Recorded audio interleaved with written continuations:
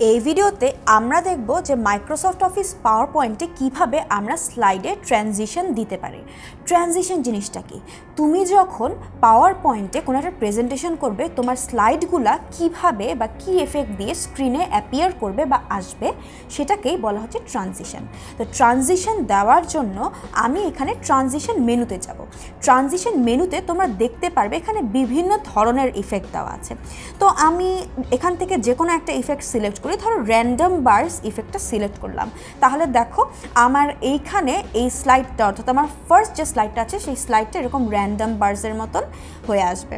আবার আমি যদি কভার দেই, কভার দেওয়া মানে কি সেটা সাইড থেকে চলে আসলো। আবার ধরো আমি দিচ্ছি সেটা অরিগামির পেপারের মতন ভাঁজ হয়ে সেই জিনিসটা আসবে। তাহলে এইখানে আমি ট্রানজিশন থেকে বিভিন্ন ধরনের ট্রানজিশন অ্যাপ্লাই করতে পারি। তো আমার ফার্স্ট স্লাইডের জন্য ধরো আমি দিলাম চেকারবোর্ড ট্রানজিশন, অর্থাৎ স্লাইডটা এভাবে আসবে।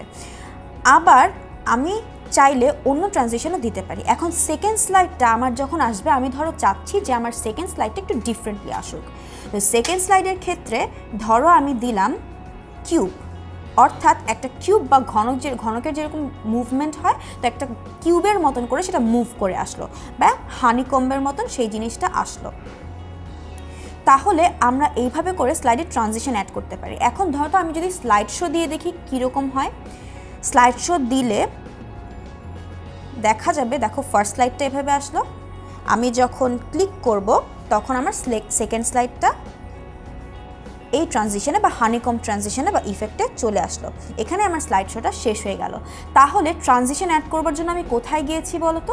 ট্রানজিশন অ্যাড করবার জন্য আমি মেনু বারের ট্রানজিশন মেনুতে গিয়েছি এবং ট্রানজিশন টু দি স্লাইডের যে অপশনটা আছে বা ক্যাটাগরি আছে, সেখান থেকে আমার পছন্দ মতো যে কোনো একটা ইফেক্ট বা ট্রানজিশন সিলেক্ট করে আমি সেই স্লাইডে ট্রানজিশন অ্যাড করেছি।